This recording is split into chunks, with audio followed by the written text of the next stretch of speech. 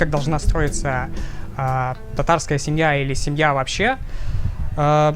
Лично мне, наверное, трудновато говорить, потому что моя семья не совсем татарская в полном смысле этого слова. И в общем и целом для меня нет каких-то таких строгих дифференциаций. Я придерживаюсь современной эгалитарной модели семьи. Если вторить предыдущему спикеру, я могу сказать, что перво-наперво должны быть взаимопонимание, уважение и доверие в семье. Беренчиден, татар семьясы, конечно, состоять татарлардан. Безге барчабызга, кызларга, малайларга, кирәгезләргә, татарлар арасыннан үзебезгә пар. И тагын да дөресрәк булыр, если парың булса, синең туган якларыңнан, туган авылларыңнан, сез чтобы бергә могли йөрергә, байрамнарда әни-әтиләрегезнең хәлен белергә, әби-бабайларыгызның хәлен белергә. Шул бик тә важный зат, чтобы семья булсын крепкий, чтобы сездә булсын бергәлек, аннарын да кирәк багырга диндә булсын, иман байлыгы булсын, чтобы балалар төсектә катын-кыз бирә воспитание аланнарга, балаларга, чтобы алар тоже югатмасын традицияны, алар без тиеш сайларга шундый катыннар, кайсар динне дә таный, динне дә аңгара и дөрес тәрбия бирәләр безнең балаларыбызга.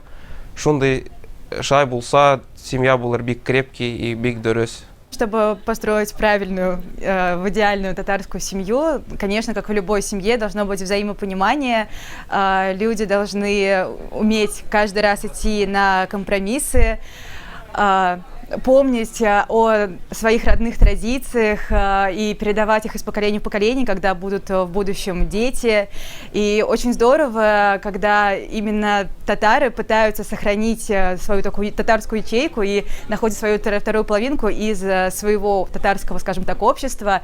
Это позволяет сохранить традиционные имена, традиционные праздники, проводить семьей все вот эти традиционные мероприятия, никях, и назвать ребенка, например, татарским именем. Поэтому я желаю всем найти свою вторую половинку среди своих близких, и чтобы именно с ней у вас было полное взаимопонимание и взаимоуважение. Он должен быть ответственным, он должен уметь брать ответственность, в первую очередь, за себя и за всю семью. Это и в плане финансов, и в плане организации каких-то мероприятий, потому что все-таки, наверное, в татарской культуре сохраняется такое патриархальное более поведение, когда мужчина в семье главный, и он отвечает за все. Также он должен быть гибким в том плане, что иногда нужно понять и услышать женщину, она так часто очень меняется, и подстраивается под ее иногда настроение, поведение. Несмотря на то, что он главный в семье, нужно уметь оставаться, быть гибким.